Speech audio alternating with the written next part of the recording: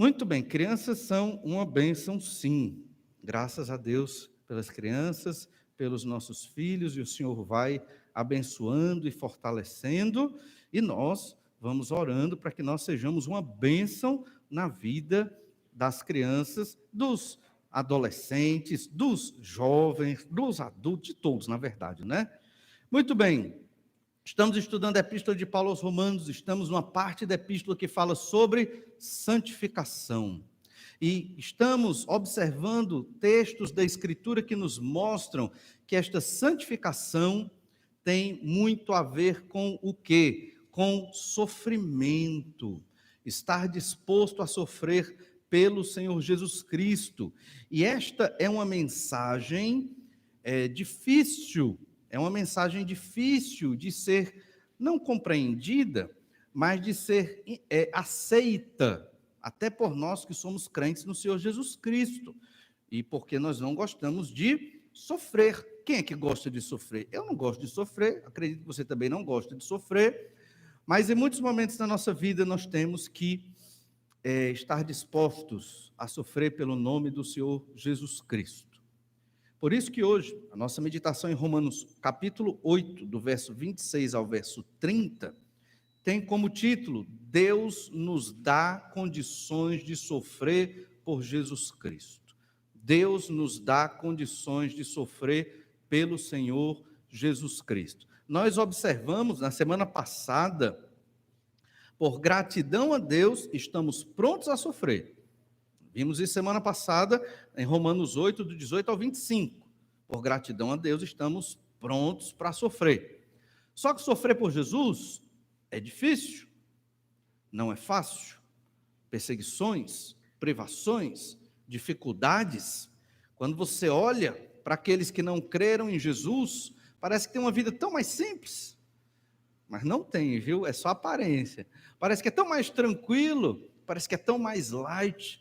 E nós, crentes, batalhando, domingo após domingo, é domingo de manhã, domingo à noite, é quarta-feira, vai ter OANSE, aí tem outras atividades, além das atividades da igreja, que é para a glória de Deus, existem também as atividades no trabalho, onde o crente, ele é diferenciado, porque ele é honesto, ele trabalha todas as horas que é ordenado que ele tem que trabalhar, porque ele é honesto, não é verdade? Ele não trabalha só pelo dinheiro, como muitas pessoas.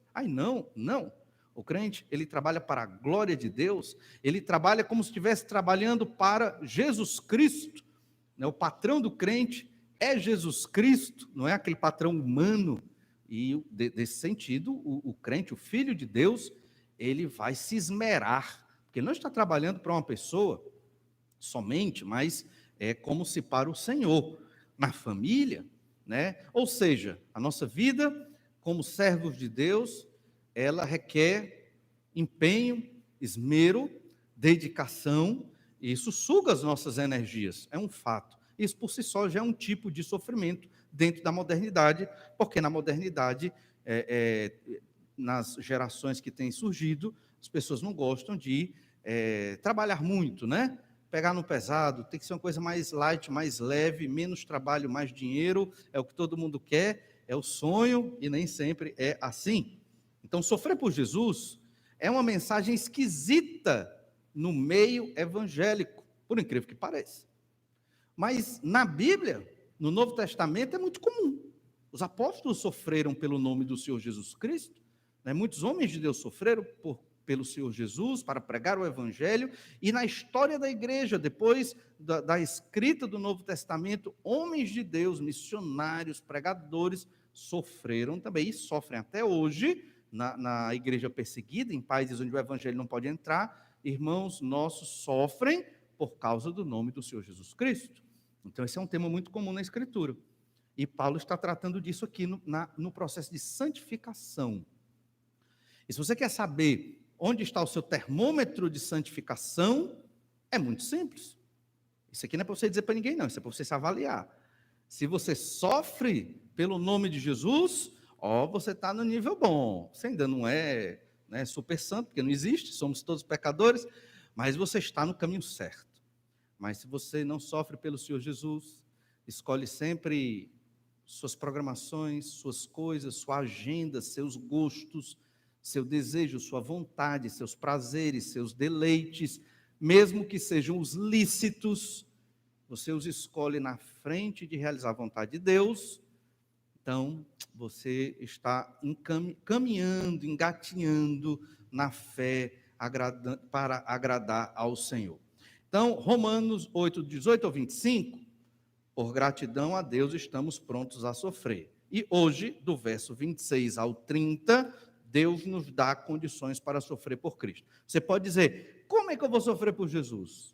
Eu não vou conseguir. Deus lhe dá condições. Olha o verso 26. Também o Espírito, semelhantemente, nos assiste em nossa fraqueza, porque não sabemos orar como convém.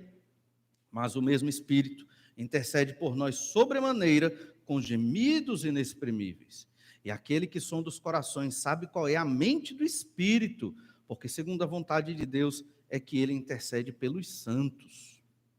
Sabemos que todas as coisas cooperam para o bem daqueles que amam a Deus, daqueles que são chamados segundo o seu propósito. Porquanto aos que de antemão conheceu, também os predestinou para serem conformes à imagem de seu Filho, a fim de que ele seja o primogênito entre muitos irmãos. E aos que predestinou, a esses também chamou. E aos que chamou, a esses também justificou. E aos que justificou, a esses também glorificou. Deus nos dá condições de sofrer pelo Senhor Jesus Cristo. Você talvez ache que não tem condição, e não tem mesmo. Somos fracos, como o texto diz, mas Deus nos capacita, nos dá condições para sofrer pelo Senhor Jesus Cristo. E nós queremos ver 3 condições nesse texto. Primeira condição, óbvia, nos versos 26 e 27, o Espírito Santo intercede por nós. Essa é a primeira condição, a primeira garantia, posso dizer assim, de que eu posso sofrer pelo Senhor Jesus Cristo. Eu tenho condição de sofrer pelo Senhor Jesus Cristo, porque o Espírito Santo de Deus intercede por mim. A quem? A Deus.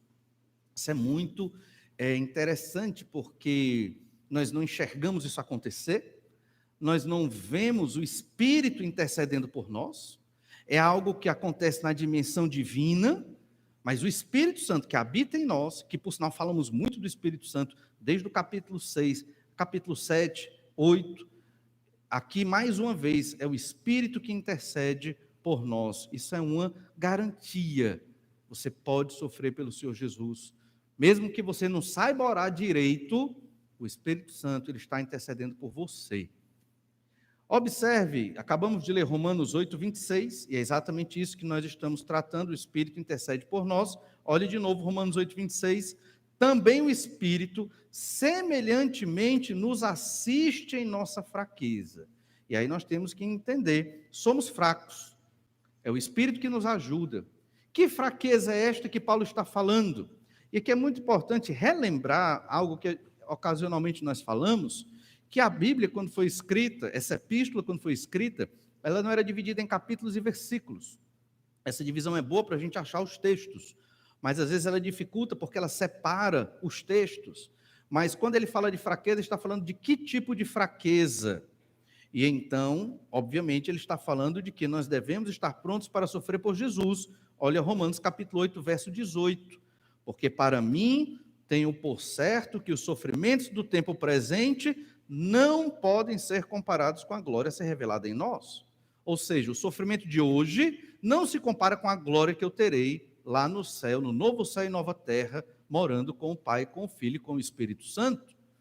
Então, isso quer dizer o quê? Eu tenho que estar pronto para sofrer por Jesus, sofrer perseguição, sofrer rejeição, sofrer piada e sofrer o que for necessário para realizar a vontade do Senhor.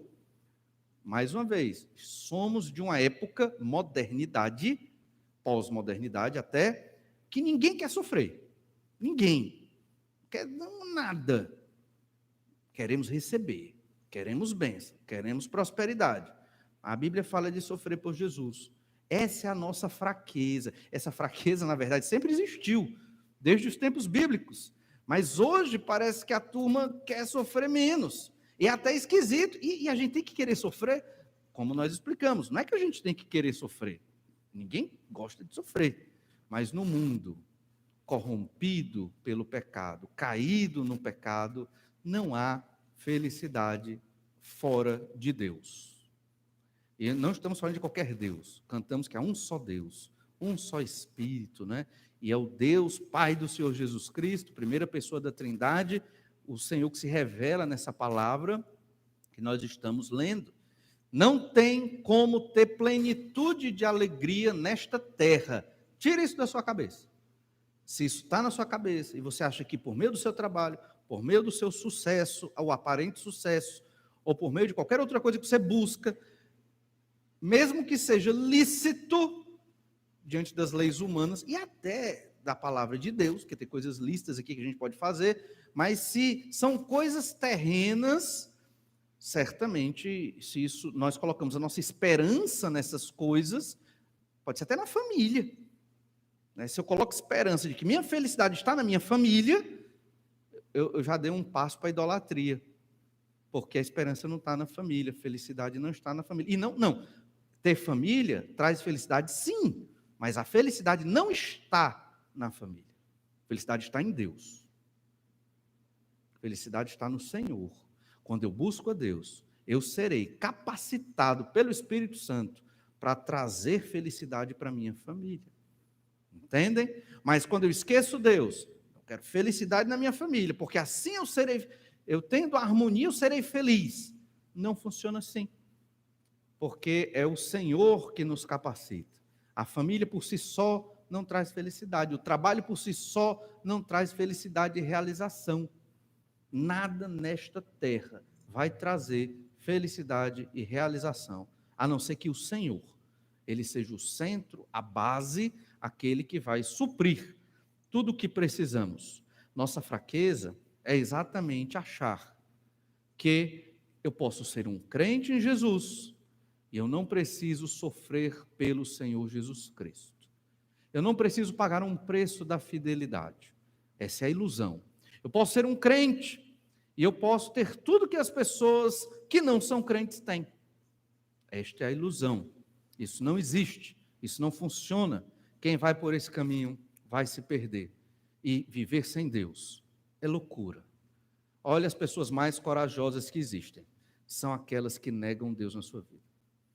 As pessoas mais corajosas que existem, elas acreditam mesmo que conseguem viver nesta terra sem a bênção do Senhor, do Criador. Irmãos, quando você olhar para uma pessoa assim, ore muito por ela. Ame-a. Ela é louca. Ela está perdida, por isso que a gente chama de perdido. Ela está perdida. Além de ser condenada ao inferno de fogo, ela vai sofrer muito nesta terra. Não estou falando de religião, estou falando de revelação de Deus na Bíblia Sagrada. É o que a Bíblia ensina. E nós temos que amar aqueles que estão perdidos, orar por eles, pregar o Evangelho com paciência, ensinando, cuidando, discipulando, amando como Jesus amou os que estavam perdidos. Porque essa é a nossa fraqueza. Essa é a fraqueza, achar que esse mundo, ele vai suprir essa felicidade íntima que todos nós queremos. Isso não vai acontecer aqui na terra. Certo? Deus vai preencher o nosso coração, mas felicidade plena só no céu. Por isso que todo aquele que crê no Senhor Jesus e vive uma fé honesta e sincera em Jesus Cristo, vai sofrer alguma coisa, vai ser perseguido, vai ser rejeitado, não vai conseguir viver em harmonia com a sociedade corrompida pelo pecado. A nossa fraqueza também é essa conformação com o pecado, rejeição do serviço a Deus. Romanos 6,19, olha aí na sua Bíblia. Romanos 6,19 diz: falo como homem, por causa da fraqueza da vossa carne, assim como oferecestes os vossos membros para a escravidão da impureza e da maldade para a maldade, assim oferecei agora os vossos membros para servirem à justiça, para a santificação. Por que Paulo está falando isso? Por causa da fraqueza da vossa carne. Que fraqueza é essa? É porque nós sabemos que temos que usar nossa mente, nosso corpo, nossa família e recursos para a glória de Deus. E não usamos. Usamos para as coisas dessa terra. E isso é uma tragédia, porque todo crente em Jesus tem que entender a sua missão, a glória de Deus, a pregação do evangelho aos perdidos. Como é que eu vou usar minha vida para isso? Meus talentos, minhas habilidades, minha energia, minha mente, como eu vou usar?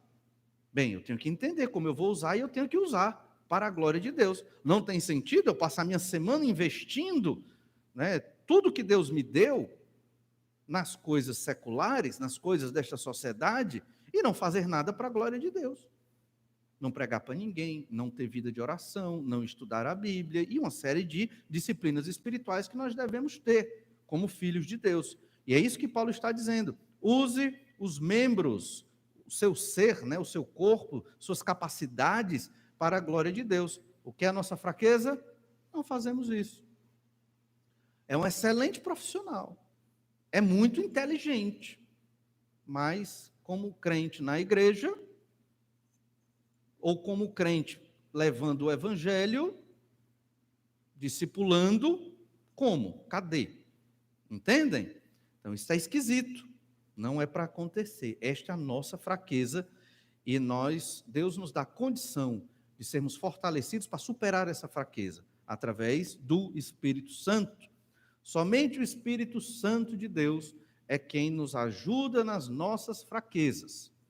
Não tem uma pessoa que vai conseguir te dar essa vontade, mudar sua mente, te capacitar a pregar o Evangelho.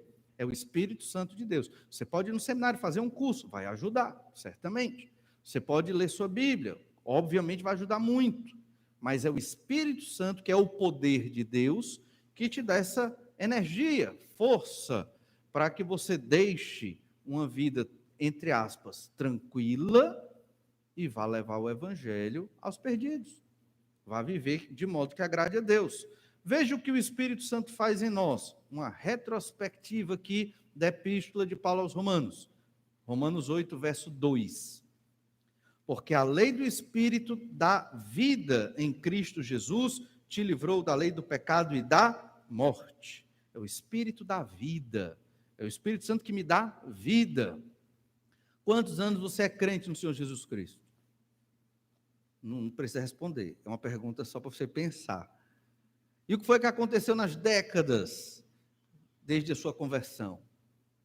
Muitas coisas aconteceram.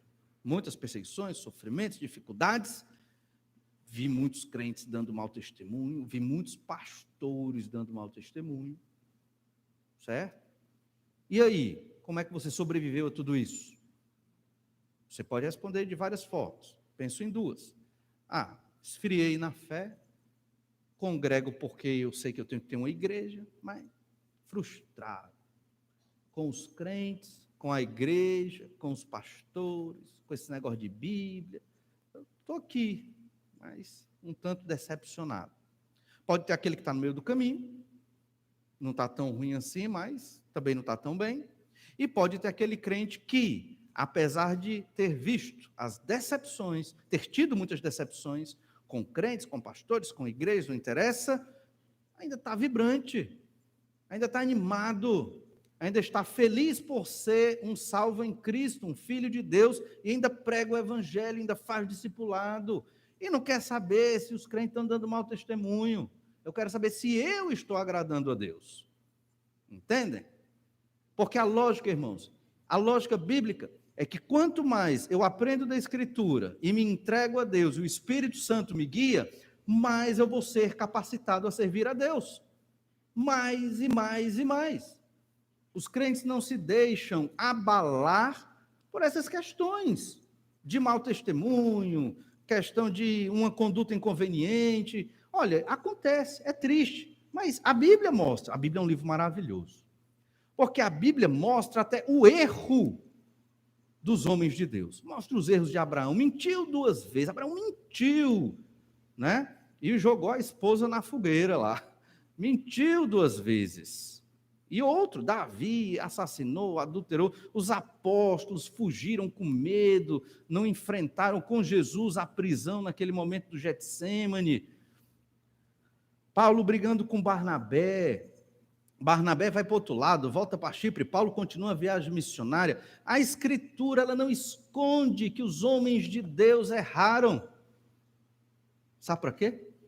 E nem esconde que as igrejas tiveram problemas. A igreja de Jerusalém teve problema, né? Teve o concílio lá no capítulo 15 do livro de Atos, porque havia problema entre judeus e gentios com relação, come carne, não come carne, vai comer verdura, né? O que é que vai fazer? Teve problema. Os Gálatas estavam indo para um outro evangelho, teve problemas. Os Colossenses, influência gnóstica, que não era bíblica, nem cristã, nem do Senhor Jesus Cristo, e teve problema também. Os Coríntios, soberbos, facciosos, orgulhosos, não ofertavam para missões. Vou passar a noite falando dos erros da igreja de Corinto. Eu só acredito que a igreja de Corinto era igreja, porque no início da epístola diz, igreja de Deus. Porque, enfim, era uma igreja muito complexa.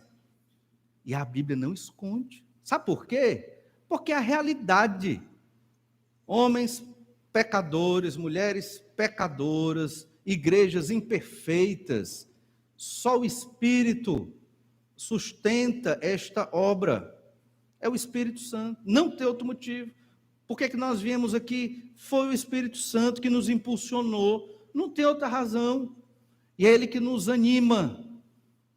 Se você não é um crente animado, motivado e feliz com a sua salvação em Cristo Jesus, é o momento de você se voltar para Deus, orar, confessar o seu pecado, pecado da tristeza, confessar o seu pecado da apatia, confessar o pecado porque você se aposentou da fé, com 5 anos de convertido, brincando, né? Se aposentou cedo demais.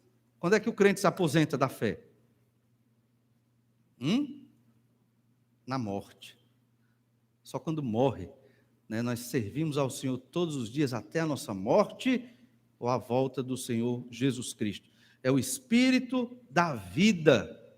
Lembremos disso. O Espírito Santo é o Espírito da vida. Olha Romanos 8, verso 5. Porque os que se inclinam para a carne cogitam das coisas da carne, mas os que se inclinam para o Espírito, das coisas do Espírito. Porque o pendor da carne dá para a morte, mas o pendor do Espírito para a vida e paz. É o Espírito que nos inclina, é o pendor do Espírito, ele que nos inclina a pensar nas coisas de Deus. É o Espírito Santo. Você está aqui pensando um monte de besteira, um monte de pecado, tentações, ira, raiva, inveja, tudo que pululando na sua cabeça, aí vem o Espírito Santo. Isso é pecado, isso não é interessante. Os desenhos animados é um demôniozinho, um anjinho, né? Pô, não é assim, certo? É o Espírito Santo nos mostrando que tudo isso é pecado e o que é a vontade de Deus. O Espírito habita em nós, Romanos 8, 9, e o Espírito vivificará nosso corpo mortal na ressurreição, Romanos 8, verso 11. É o Espírito que nos guia e confirma que somos filhos de Deus. Romanos 8,14 diz assim: pois todos os que são guiados pelo Espírito de Deus são filhos de Deus. Isso é importante. Se eu sou guiado pelo Espírito, eu sou filho. E se eu não sou guiado pelo Espírito? E se eu passo décadas sem o Espírito Santo me guiar? Só faço o que eu quero, o que eu gosto, do jeito que dá. Mas a Bíblia diz outra coisa. Não, mas é do jeito que eu quero. É filho de Deus? Eu não estou aqui para julgar ninguém, mas é o que o versículo está dizendo. Os filhos de Deus são guiados pelo Espírito. O Espírito testifica que somos filhos e herdeiros de Deus. Romanos 8, 16 e 17. O próprio Espírito testifica com o nosso espírito que somos filhos de Deus.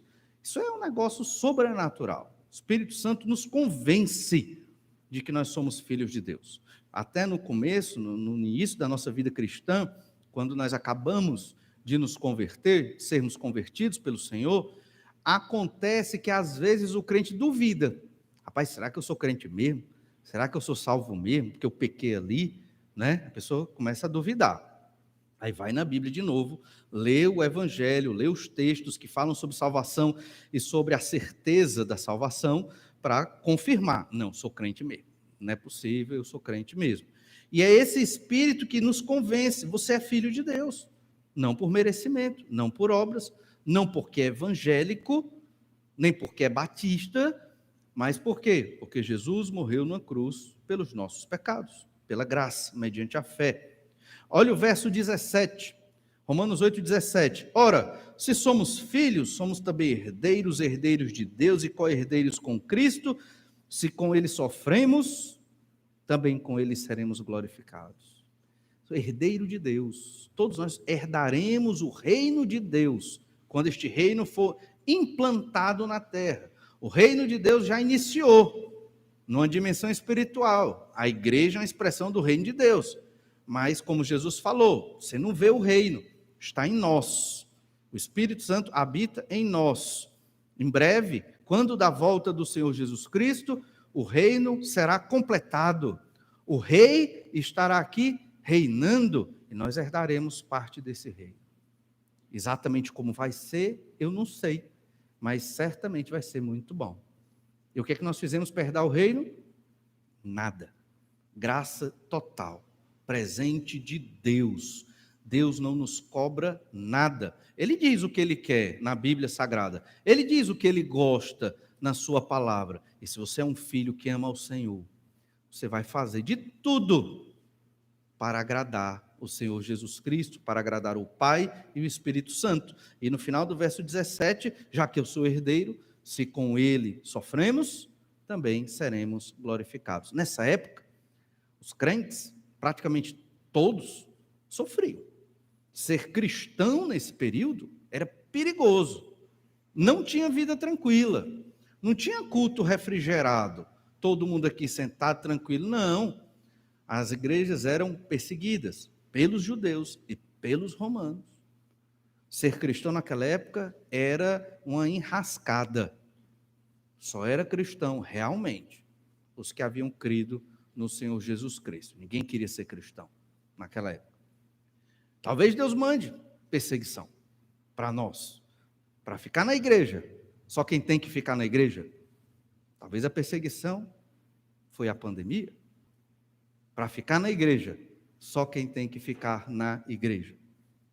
Olha Romanos 8, 22 e 23. Porque sabemos que toda criação a um só tempo geme e suporta angústias até agora. E não somente ela, mas também nós que temos as primícias do Espírito. Igualmente gememos em nosso íntimo, aguardando a adoção de filho, a redenção do nosso corpo. Criação geme, nós gememos. O que é isso? É o sofrimento do pecado, como já falamos. Então, o pecado faz com que tudo gema, tudo sofra. Você liga a TV e você vê os artistas, e você vê os apresentadores, os jornalistas, os programas, todo mundo rindo e feliz, né? Não é verdade, certo? Aquilo ali não é verdade. Muitos daqueles perdidos no pecado vivem vidas terríveis e destroçadas. Mas aquilo é só a mídia é falsa, né, de modo geral. O que eu quero dizer é que mesmo aqueles que se apresentam felizes e bem-sucedidos, se não têm Cristo, gemem por causa do sofrimento dos seus pecados. A sociedade, a criação, entendem? Só em Cristo é que existe real felicidade, libertação, esperança de vida eterna. Voltemos para Romanos capítulo 8, né? Ainda estamos em Romanos, mas capítulo 8, verso 26 agora, que acabamos de ler. Também o Espírito, semelhantemente, assiste na nossa fraqueza. Falamos da fraqueza. Como ele assiste? Como ele ajuda? Porque não sabemos orar como convém. Alguns crentes, logo em seguida à conversão, eles têm vergonha de orar, isso é muito natural, orar em público, né? Dá vergonha. Aí depois eles vão se aprimorando, convivendo, e até oram verdadeiras poesias, o que não é errado, né? Você orar, recitar uma poesia para Deus como oração, muitos homens de Deus na Bíblia fizeram isso, salmos, são poesias oradas ou cantadas para Deus. Mas será que essas pessoas sabem orar? Todos que somos pecadores, nós temos dificuldade de orar como convém. Isso não significa falar a palavra bonita ou não. O que é orar como convém? É saber pedir. não sabemos pedir o que é correto. E às vezes, nem sabemos nos expressar para Deus.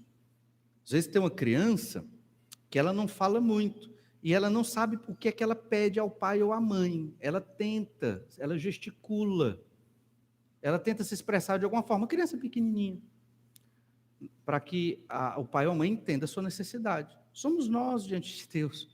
Não sabemos pedir. Não sabemos. Às vezes nós temos que orar e nós temos que pedir, agradecer e contar a nossa vida para Deus, mas não sabemos fazer da maneira certa. Sabe por quê? Porque Deus é infinito. Qual a linguagem de um ser infinito? Imagine, Deus é infinito, é todo poderoso, é todo grandioso, é a pessoa mais importante. Ele escuta a nossa oração. Você acha que nós, limitados como somos, conseguiríamos expressar algo elaborado para o Senhor? É o Espírito Santo que intercede. Eu oro.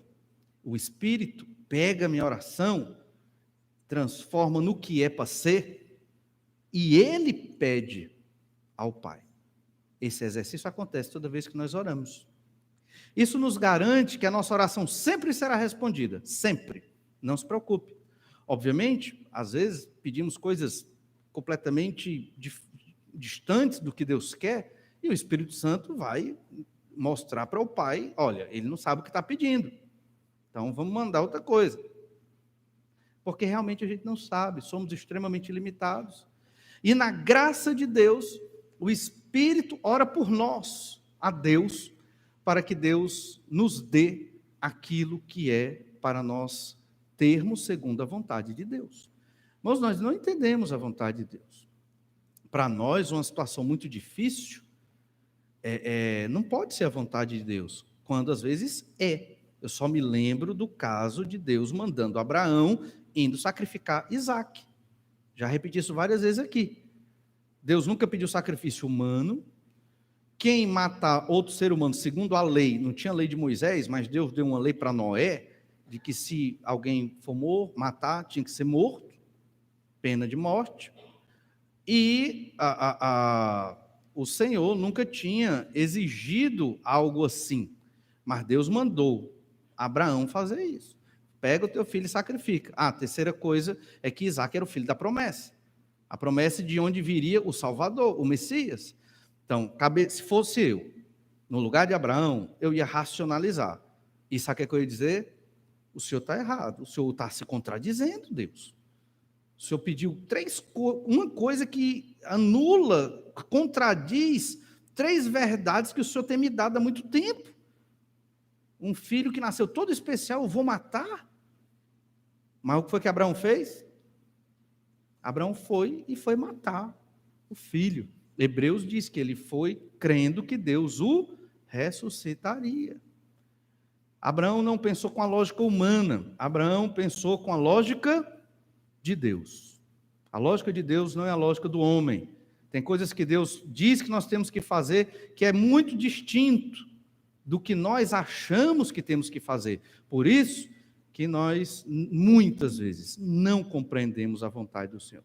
Se você passa por uma extrema dificuldade, problemas incontáveis, situações difíceis, busque a vontade do Senhor. Pode até ser que os problemas que você enfrenta sejam a vontade de Deus para a sua vida. E se for, o que é que Deus quer? Deus quer que você glorifique a Deus no meio do vale da sombra da morte. Deus quer que você glorifique a Deus e aumente sua fé no meio da tribulação e do problema. Quando você passar e olhar para trás, aí você vai entender, agora eu sei o que é que Deus queria para mim. Por isso não sabemos orar como convém, e o Espírito intercede por nós sobremaneira com gemidos inexprimíveis, uma linguagem do Espírito que nós não compreendemos, e ele fala ao Senhor para que o Senhor nos ajude, nos capacite. Por exemplo, que tipo de argumento devo usar quando eu orar? Eu devo argumentar com Deus ou não? Como vou me aproximar de Deus? Eu determino, como alguns dizem aí, ou eu suplico o querer do Senhor? Que tipo de sentimento eu devo ter quando eu passo por um sofrimento? De alegria, mas é um sofrimento. De tristeza, mas foi Deus que quis. É difícil. Percebe? É difícil. Como Abraão iria sacrificar o seu filho e ia fazer a vontade de Deus de modo feliz? Eu vou matar meu filho? E tenho que estar feliz, porque é a vontade de Deus. Entende como é complexo? Como orar a Deus nessas questões? Então, irmão, nós temos que orar, mas sabemos que não vamos conseguir orar como convém, e o Senhor vai compreender a nossa oração, porque o Espírito Santo, terceira pessoa da Trindade, interpreta para Deus, intercede por nós, para que o Senhor responda segundo o querer dele. Eu dei um exemplo de Abraão, mas um exemplo muito interessante é o de Paulo na história do espinho na carne. O apóstolo Paulo recebeu uma grande bênção. Esse texto está lá em 2 Coríntios 12. Paulo recebeu uma grande bênção, revelações de Deus que ninguém nunca teve antes. Mas essas revelações poderiam gerar no apóstolo o quê? Soberba. Perceba, Paulo, ele podia se ensoberbecer. Entende? E Deus sabia disso. E para que Paulo continuasse sendo um instrumento para a glória de Deus na pregação do evangelho ao povo gentil, Deus mandou um espinho na carne, um mensageiro de Satanás na vida de Paulo. Não sabemos o que é, mas Paulo sofria muito. O apóstolo, um homem de Deus, um homem que saía pregando em tudo que é cidade do mundo romano naquela época. Mas ele tinha esse espinho na carne, um sofrimento. Eu não sei o que é, mas com certeza espinho na carne é sofrimento. E ele orou a Deus 3 vezes para Deus o livrar. E qual foi a resposta do Senhor? 2 Coríntios 12, verso 7. E para que não me ensoberbecesse com a grandeza das revelações, foi-me posto um espinho na carne, mensageiro de Satanás, para me esbofetear, a fim de que não me exalte. Percebe? Essa é a vontade de Deus na vida do apóstolo. Por causa disto, 3 vezes pedi ao Senhor que o afastasse de mim. Então ele me disse: a minha graça te basta, porque o poder se aperfeiçoa na fraqueza. Ou seja, a minha graça é suficiente para você, Paulo. Você vai continuar sofrendo com esse espinho na carne, porque você já tem a graça de Deus sobre você. E você vai ser aperfeiçoado através deste sofrimento, desta fraqueza. O que Paulo nos ensina na Epístola aos Romanos é isso. Nós temos que ser capacitados pelo Espírito para aprendermos a sofrer pelo Senhor Jesus. Quem nos capacita? É o Espírito Santo. É Ele que intercede por nós. É Ele que transmite a nossa oração ao Pai. Porque, irmãos, todos nós vamos sofrer aqui nesta terra, se quisermos ser fiéis ao Senhor. Que vida triste, não quero mais ser crente, não. Aí é que está. Sofrer por Jesus é muito mais feliz e alegre do que viver sem Cristo nas trevas do pecado no mundo. E é isso que a Bíblia nos ensina. E é verdade. E é verdade. E então Deus diz para Paulo, no finalzinho do verso 9, para que sobre mim repouse o poder de Cristo. De boa vontade, pois mais me gloriarei nas fraquezas, para que sobre mim repouse o poder de Cristo. O poder de Deus agiria na vida de Paulo mediante o sofrimento que ele estava passando. Porque se o apóstolo se ensoberbecesse, ele não seria um instrumento da graça de Deus. Ele não seria um servo que pregaria o evangelho. Ele não prestaria para a missão. Ele seria desqualificado. Entendem? Assim somos nós. Para servirmos ao Senhor, para completar a nossa missão e a nossa carreira, olhemos para os sofrimentos por Cristo como uma bênção. Oportunidade para amar quem me persegue, oportunidade para aprender a ser paciente e esperar a vontade de Deus, oportunidade para pregar o evangelho para os que estão perdidos, oportunidade para ser humilde como o Senhor Jesus Cristo, oportunidades. Vejam então que é assim que o Senhor age nas nossas vidas. Olha Romanos 8, 27, ainda no nosso texto, caminhando um pouquinho mais, Romanos 8, 27, nós lemos: e aquele que sonda os corações sabe qual é a mente do Espírito, porque segundo a vontade de Deus é que ele intercede pelos santos. Quem sonda os corações? É Deus, o Pai. O Pai sabe a mente do Espírito, comunicação perfeita. E o Espírito Santo que intercede segundo a vontade de Deus. O Espírito Santo, ele sempre vai interceder por nós a Deus, segundo o que Deus quer.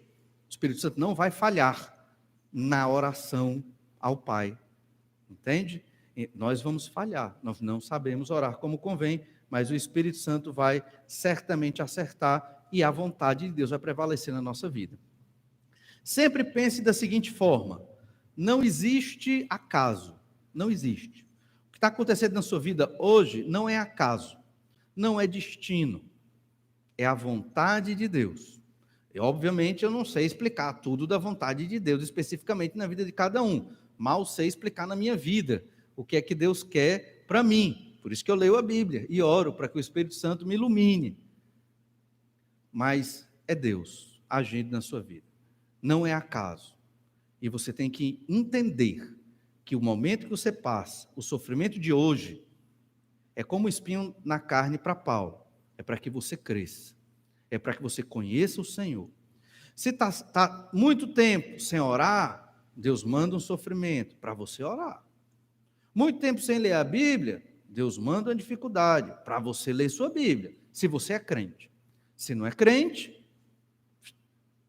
se perde. É assim que a Bíblia ensina. E é assim que nós vamos caminhando até a volta do Senhor Jesus Cristo.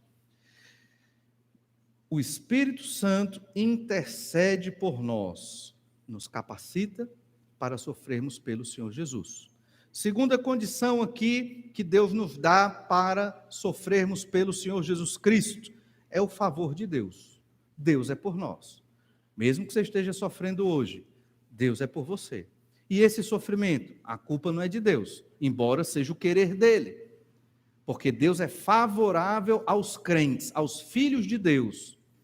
Romanos 8:28, versículo que todo mundo conhece muito bem e que todos nós gostamos, porque diz: sabemos que todas as coisas cooperam para o bem daqueles que amam a Deus, daqueles que são chamados segundo o seu propósito. Então, tudo coopera para o nosso bem. A gente fica feliz, né? Sofrimentos, dificuldades, acidentes, problemas, é para o nosso bem. E só tem um problema. Que bem é esse? Porque se eu estou sofrendo, que bem é esse? Não parece um bem, parece um mal, não é verdade? Como é que isso é bem? É porque este bem aqui tem a ver com ser a semelhança de Jesus Cristo. Tudo coopera, todas as coisas cooperam para o bem daqueles que amam Deus. Qual é o bem? Que bem é esse? É ser como Jesus. Isso é o bem. Isso é a felicidade. Isso é a alegria. É ser como Jesus. Entende? Essa é a alegria do cristão aqui na terra. O bem não é necessariamente coisas boas que eu gosto para mim. Ah, se tudo coopera para o bem daqueles que amam a Deus, o bem para mim é eu ganhar muito dinheiro. O bem para mim é eu viajar muito. O bem para mim é eu ter muitas posses. O bem para mim é eu ser bem-sucedido. É o bem terreno aqui da sociedade. O bem, numa perspectiva de Deus, que é a verdade, é ser como Jesus, certo? Então, isso é importante, ser como o Senhor Jesus Cristo. Mas, só recebe este bem de Deus, quem? Quem recebe este bem de Deus? Aqueles que amam a Deus. Lá em João 14:21 nós lemos: aquele que tem os meus mandamentos e os guarda, esse é o que me ama. E aquele que me ama será amado por meu Pai, e eu também o amarei e me manifestarei a ele. Quem ama a Deus é quem tem os mandamentos de Deus e os guarda. Não vai cumprir todos, porque é impossível, mas guarda os mandamentos do Senhor. Esse é quem ama a Deus. Pessoa que diz que ama a Deus, não obedece a Deus, não se preocupa em obedecer a Deus, não liga por que Deus quer ou porque Deus gosta, como diz na Bíblia Sagrada, não ama a Deus. Pode até falar que ama, mas de verdade não ama. Então, os que amam a Deus, certamente, eles serão abençoados pelo Senhor. O Senhor vai fornecer, proporcionar esse bem para aqueles que o amam, os crentes. E que bem é esse? É ser como Jesus. Essa é a ideia principal do texto. Esse é o bem. Olha Romanos 8, 29, texto logo em seguida aqui, Romanos 8, 29. Ele vai explicar melhor o que eu estou dizendo aqui. Porquanto aos que de antemão conheceu, também os predestinou, para serem conformes à imagem de seu Filho, a fim de que ele seja o primogênito entre muitos irmãos. Esse é o bem. Aqueles que Deus conheceu, conheceu no sentido de se relacionou, pai e filho, o que é que Deus fez? Os predestinou, os escolheu. E Deus escolheu estas pessoas para quê? Para serem como Jesus. Ser cristão é ser como Jesus Cristo. Esse é o nosso alvo de vida. Todo cristão quer ser como Jesus e busca ser como Jesus. Não conseguiremos nesta terra aqui, nessa condição, mas é a nossa meta e é o nosso alvo. Se o seu projeto de vida como ser humano não é este, arrependa-se do seu pecado. Porque o projeto é ser como Jesus. Felicidade é ser como Jesus. O bem que Deus quer para nós é ser como Jesus. Porque Jesus é o homem perfeito, é Deus na terra, é a pura fonte de amor. É Jesus. Tudo que tem de bom vem do Senhor Jesus Cristo. Ele nos recebe do jeito que somos, pecadores, ingratos, não comprometidos. E o Senhor nos recebe, desonestos. Como nós somos desonestos? Quando nós apresentamos que somos uma coisa e no nosso coração estamos cheios de pecado e não confessamos o pecado para Deus. Isso é desonestidade. Você vem na igreja, canta um hino belíssimo, mas o seu coração está totalmente diferente do que aquele hino diz. É desonestidade diante do Senhor. E agora, eu não vou mais cantar nenhum hino. Não, você pede perdão a Deus. Ora ao Senhor. Senhor, me perdoa por todos esses pecados e me capacita a cantar essa música com sinceridade. E é assim que nós vamos cada vez mais contemplando a beleza da santidade do Senhor. Mas o verso 29 está dizendo exatamente isso, para serem conformes à imagem do seu Filho. Esse é o bem do verso 28. Sabemos que todas as coisas cooperam para o bem daqueles que amam Deus. Sabemos que tudo coopera para que eu seja como Jesus. O sofrimento de hoje é para que eu seja como o Senhor Jesus Cristo.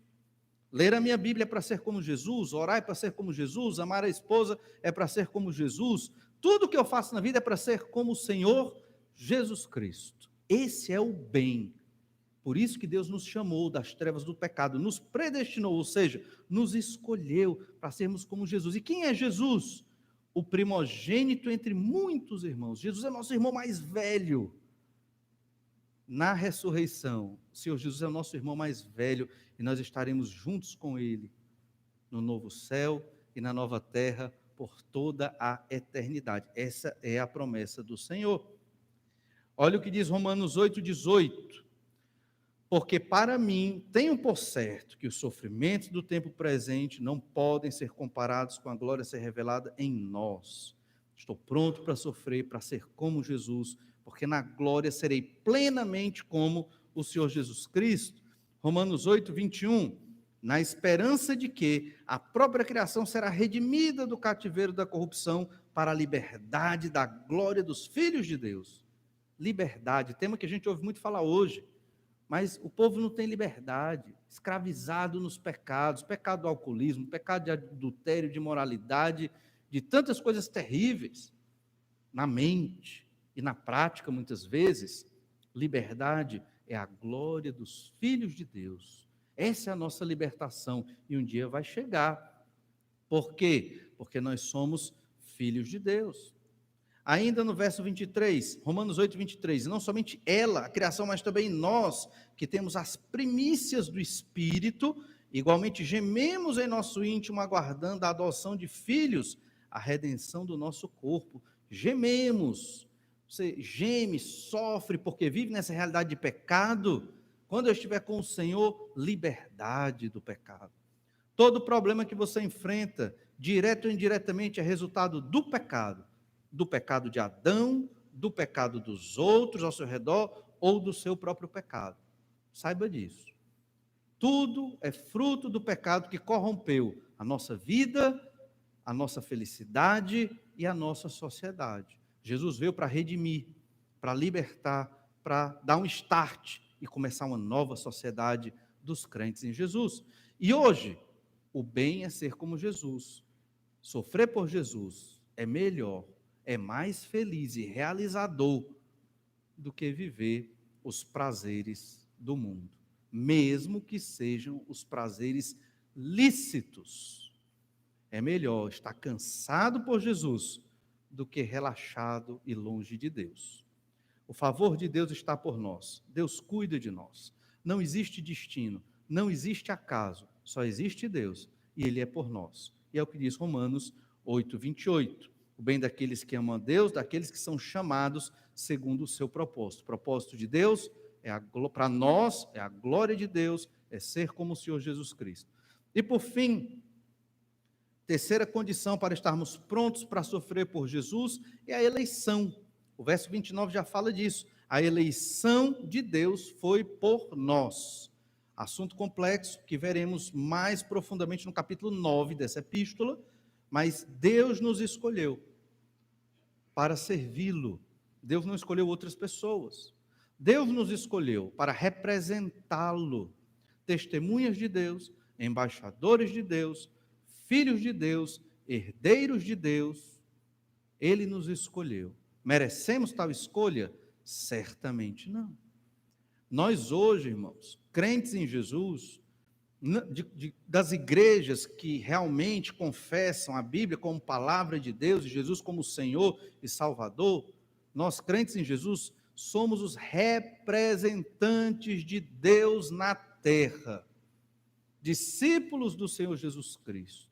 Nós vamos representar o nome de Deus. Você está lá no seu trabalho, você está representando o nome de Deus. Você está na escola, na universidade, você representa o nome de Deus. As pessoas ao seu redor não reconhecem isso, muitas delas, né? Mas somos luz no meio das trevas. Deus nos escolheu para isso. Deus não nos escolheu para viver esta vida terrena sem propósito, como muitos vivem, buscando o que é que eu vim fazer aqui nessa terra. Muita gente nem sabe por que está vivo. Nós temos um propósito, nós crentes em Jesus. Nós temos uma missão. E Ele nos escolheu para cumprir esta missão. Até quando formos liberados para estarmos com o Senhor. Romanos 8:29. Porquanto aos que de antemão conheceu, também os predestinou para serem conformes à imagem de seu Filho, a fim de que ele seja o primogênito entre muitos irmãos. E aqui a palavra é predestinou, escolheu. Deus nos escolheu em que sentido? Antes de existir tudo, quando não existia nada, somente o Pai, o Filho e o Espírito Santo, é difícil até imaginar. Tente imaginar. Teve uma época que só existia o Pai, o Filho e o Espírito Santo. Não existia mais nada. Uma poeira, um nada.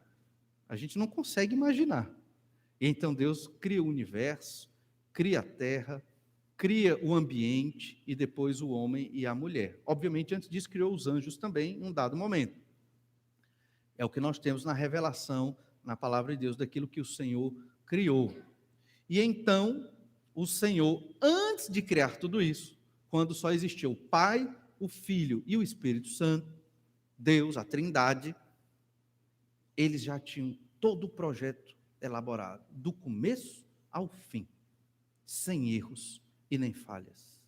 Como é que a gente entende isso? Não dá para entender. E nesse projeto, Deus já tinha feito todas as combinações genéticas. Deus nos escolheu até para o nascimento, porque podia ser outra pessoa, não é verdade? Se fosse outra combinação genética dos gametas do seu pai e da sua mãe, não seria você. Se não fosse seu pai e sua mãe, fosse seu pai e outra mãe, aí é que não era você mesmo. Mas Deus planejou que seríamos nós. Isso já é uma escolha de Deus. Ou você acha que foi por acaso? Claro que não. Foi Deus escolhendo. Deus já lhe amou porque escolheu o seu nascimento. Dentre muitas combinações genéticas, antes de tudo existir. E Deus escolheu que nós creríamos no Senhor Jesus Cristo antes de tudo existir. Porque não dependeu de nós e não depende de nós. É Deus quem age. Quando você creu em Jesus, alguém lhe obrigou? Alguém pegou assim no seu braço, crê, vai. Ninguém fez isso. Não é? Mas tinha uma força lá, lhe impulsionando, né? Quase lhe constrangendo. Eu tenho que crer, eu não consigo viver sem confessar Jesus como meu Senhor. Eu não entendo tudo o que a Bíblia diz, mas eu entendo o básico. É que se eu não crer em Jesus, eu serei condenado ao inferno. E eu preciso crer nele, porque ele morreu numa cruz pelos meus pecados, para que eu fosse livre dessa condenação e para que eu tivesse acesso à comunhão com Deus, a um relacionamento com Deus. Então eu preciso dele. E aí nós oramos e confessamos Jesus como nosso Senhor e Salvador. Deus nos escolheu antes de tudo existir, irmãos. Que amor, que projeto, que Deus soberano e todo-poderoso. Crer nesse Deus deve nos dar paz, tranquilidade. Se nós ficamos aflitos, se sofremos, preocupados, e eu sei que a gente fica preocupado mesmo, é porque somos pecadores. Mas nós crentes não precisamos ficar preocupados. Nós podemos orar, e ainda temos o Espírito que intercede, e podemos ficar tranquilos, porque está nas mãos do Senhor. Ficamos preocupados, porque, infelizmente, o nosso pecado turva a nossa mente, e deixamos as emoções não corretas do nosso coração nos dominar, e acabamos ficando ansiosos e preocupados. Mas o Senhor, que nos escolheu, antes de tudo existir, Ele controla tudo. Nada vai fugir do projeto de Deus. Nada, nada, nada. Ninguém vai mudar uma vírgula do que Deus escreveu, do que vai ser a sua vida. Não existe acaso, não existe destino. Só Deus, Todo-Poderoso, que controla tudo. E o favor dele é por nós. Né? Lembra do verso 28. O Senhor é por nós. Então, Deus nos escolheu para o servir. E no verso 30, nós lemos Romanos 8:30. E aos que predestinou, a esses também chamou. E aos que chamou, a esses também justificou. E aos que justificou, a esses também glorificou. Esse versículo resume a história da vida humana, num versículo tão curto. Antes de existir tudo, Deus nos predestinou, nos escolheu. Muito importante, Deus ele não previu o futuro. O Valnei vai se converter, por isso eu vou escolhê-lo. Não foi assim. Deus determinou que eu iria me converter ao Senhor Jesus Cristo. Ele me converteu. Eu não tinha como escapar disso. Deus, então, nos escolheu, nos predestinou. Depois, Ele nos chamou. Esse chamado aqui é o chamado eficaz. Existem dois tipos de chamados que a Bíblia fala. Um chamado geral e um chamado eficaz. Chamado geral. O evangelho é pregado para todas as pessoas. Chamado eficaz. Quando o evangelho é pregado para um que vai crer, não tem como essa pessoa não crer. Se foi predestinada para crer, ela vai crer. Ela não tem como resistir à graça de Deus, porque ela é irresistível. Se você pregar o evangelho para uma pessoa e Deus escolheu ela para crer, ela vai crer. Porque não depende de você pregar, nem depende dela ser boazinha, porque ela não é, nem você é. Depende de Deus transformar a vida daquela pessoa. Deus chamou, Deus escolheu e Deus chamou. Quem Deus chama, vem. É por isso, irmãos, que na igreja tem que ser pregada a Bíblia, porque crente gosta de Bíblia. O crente, ele gosta da palavra de Deus, porque foi Deus quem o chamou. É Deus quem chama as pessoas para a igreja. É Deus quem transforma, é Deus quem capacita, é o Espírito de Deus que motiva. Irmãos, essa obra, ela não é humana, é sobrenatural. É Deus agindo para transformar vidas. Vidas que certamente vieram das trevas do pecado e muitas vezes cheias de problemas, de sofrimentos e arrasadas, enganadas talvez por outras religiões e igrejas aí, mas tem a Bíblia para nos libertar de tudo isso e para nos conduzir a um Deus de misericórdia que tira o fardo de nós e nos dá uma vida maravilhosa. Nos chamou. Depois o que foi que aconteceu? Nos justificou. Nós já estudamos, que é o tema da Epístola de Paulo aos Romanos, a justificação. E ainda falta uma etapa. Já vimos a predestinação, o chamado eficaz, a justificação. Tudo isso é aqui na terra.